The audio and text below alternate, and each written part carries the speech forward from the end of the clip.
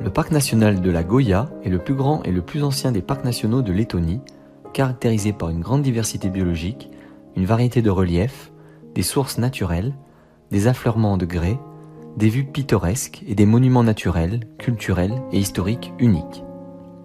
Il a été créé en 1973. Il s'étend sur plus de 90 000 hectares, protégeant la plus belle partie de la vallée de la Goya, le long de la rivière Goya. C'est également au cœur du parc que se trouvent certaines des villes historiques les plus importantes du pays, comme Cēsis ou Sigulda.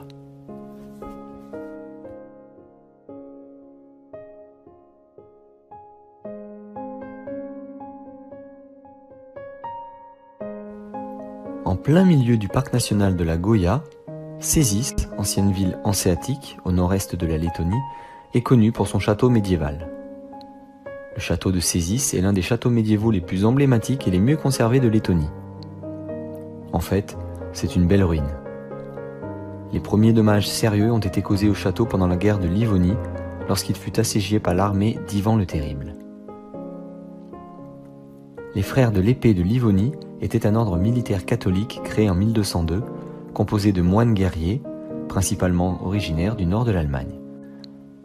Ils combattaient les polythéistes baltes et finlandais dans la région de l'Estonie, de la Lettonie et de la Lituanie actuelle.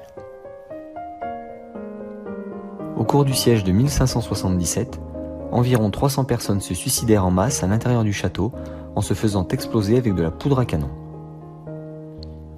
Le château de Cēsis était encore utilisé au siècle suivant mais tomba en désuétude après la Grande Guerre du Nord. La Grande Guerre du Nord est un conflit qui, entre 1700 et 1721, opposa la Suède à la Russie.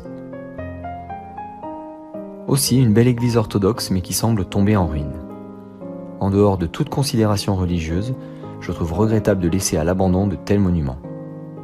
J'avoue avoir un faible pour les églises orthodoxes, je les trouve très belles.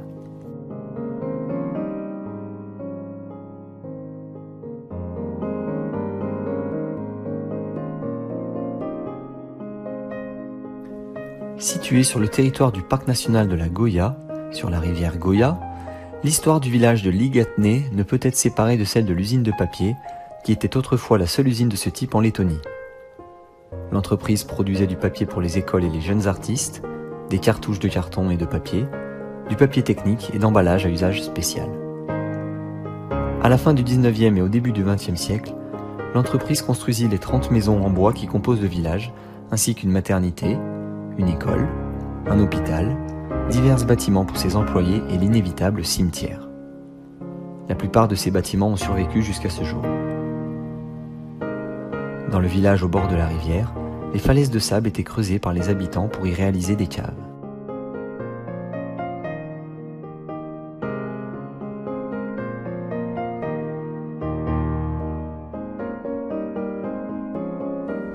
Derrière le château de Sigulda, également connu sous le nom de Nouveau Château de Sigulda, construit en 1878 dans le style néo-gothique, se trouve le château de Sigulda de l'ordre de Livonie.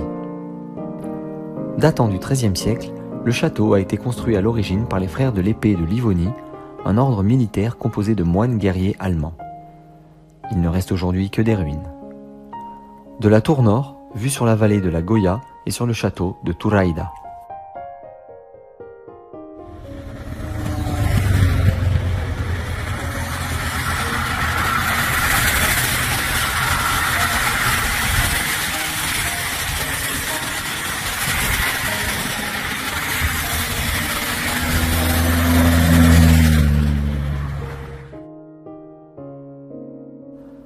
À Turaida, un circuit de 6 km aménagé sur le versant droit de la rivière Goya comprend plusieurs sites touristiques populaires.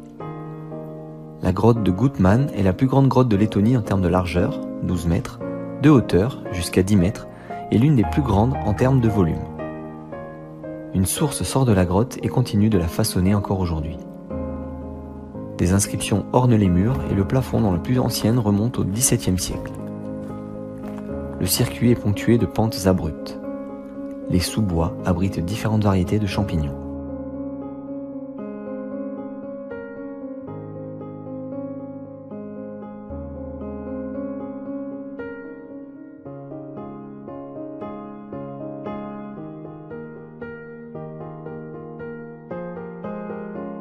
Le château de Turraida est un château médiéval récemment reconstruit.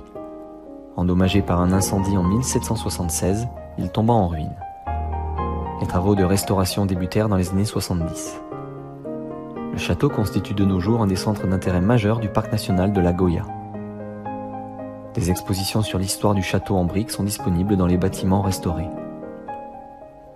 Depuis le belvédère de la tour principale, il est possible de voir le paysage unique de la pittoresque vallée de la Goya. Le parc de la chanson populaire qui côtoie le château est couvert de 26 sculptures réalisées par le sculpteur Indulis Ranca.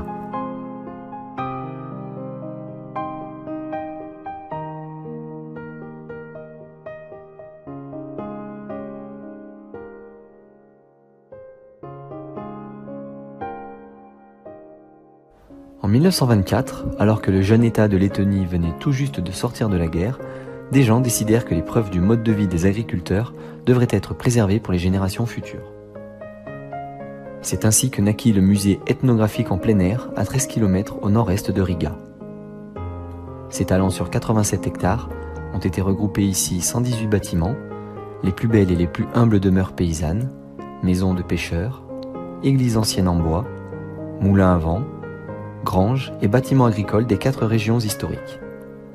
La Sémigalie, au sud, la Courlande, à l'ouest, la Latgale, au sud-est, la Vidzeme, au nord. Dans les maisons et bâtiments, on trouve les meubles et objets de la vie quotidienne. Un paysage rural des 18e, 19e et 20e siècles, mettant en valeur la culture lettonne, a été reconstitué dans ce parc.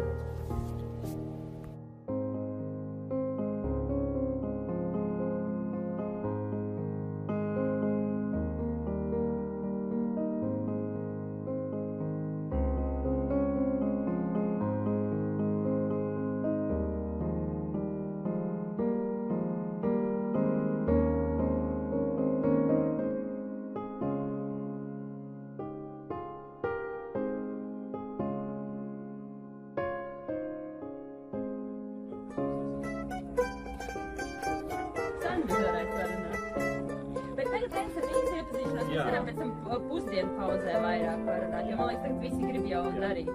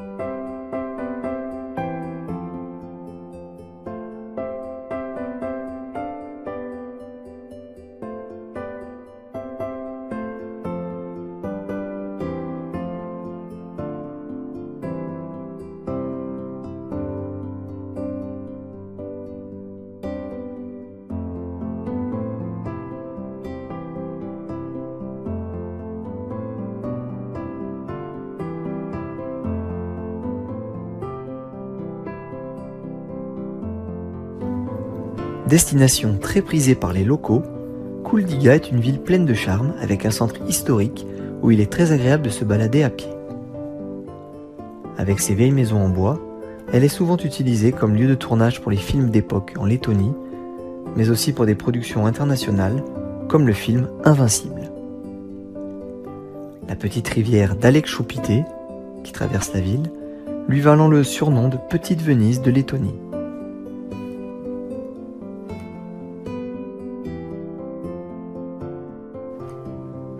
Outre son centre romantique à souhait, la ville est aussi connue pour ses chutes d'eau larges de 240 mètres, les rapides de Venta, qui sont les plus larges chutes d'eau d'Europe.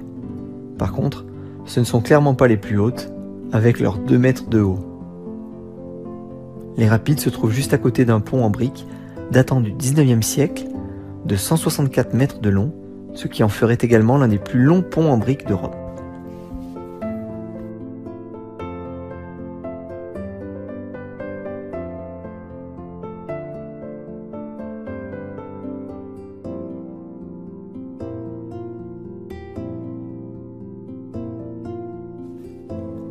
Liepaja est situé sur les rives de la mer Baltique, à peu près à 200 km à l'ouest de Riga.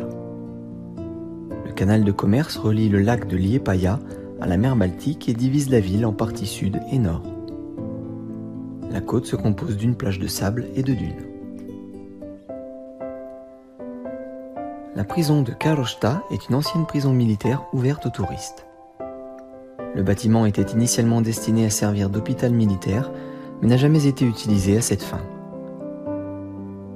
Il a été adapté pour fonctionner comme un centre de détention pour des mesures disciplinaires à court terme. Le but de cet établissement était de briser les gens et réprimer leur esprit libre. Le bâtiment a conservé cette fonction jusqu'en 1997, date à laquelle les derniers prisonniers ont quitté leurs cellules.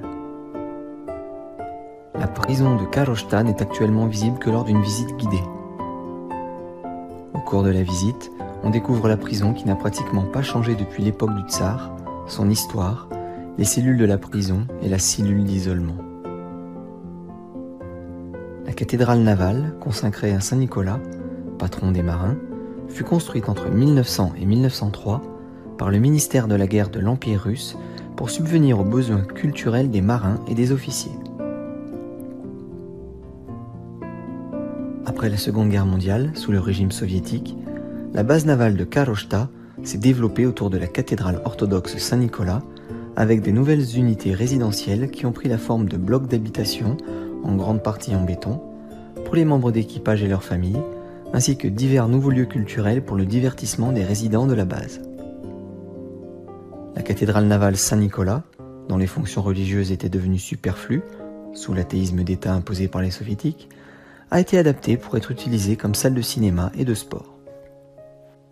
Le dôme au-dessus de l'espace intérieur principal était même fermé, car l'acoustique rendait difficile le suivi des dialogues des films projetés à l'intérieur de l'ancienne cathédrale.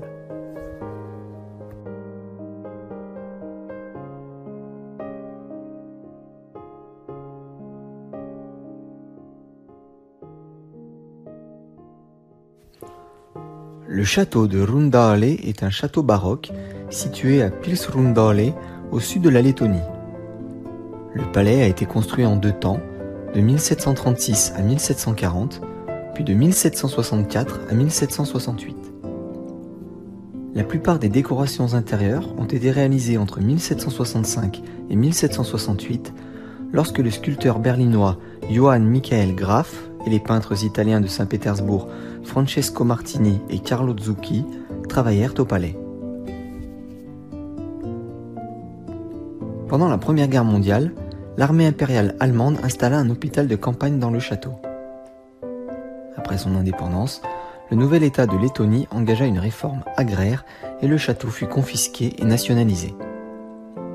Il fut transformé en école et en appartement, malgré un état général pitoyable. En 1933, il fut donné au musée de Lettonie qui le réhabilita peu à peu. L'occupation soviétique mettra un terme à cette phase en le transformant en grenier. Ce n'est qu'en 1972 que les autorités installèrent un musée et que les travaux de réhabilitation reprirent pour s'achever en mai 2014. L'édifice compte en tout 138 pièces et est entouré par un grand parc. Les intérieurs comportent différentes expositions témoignant de la vie au château ainsi que de très beaux exemples d'architecture baroque. Un palais baroque ne peut être imaginé sans le jardin à la française. Bien que le jardin ne s'étende que sur 10 hectares, l'architecte Francesco Rastrelli a réussi à le remplir d'un labyrinthe complexe d'allées, de chemins de traverse, de pergolas et de bosquets. Les bosquets abritent une impressionnante roseraie de près d'1 hectare qui s'étend de part et d'autre des parterres.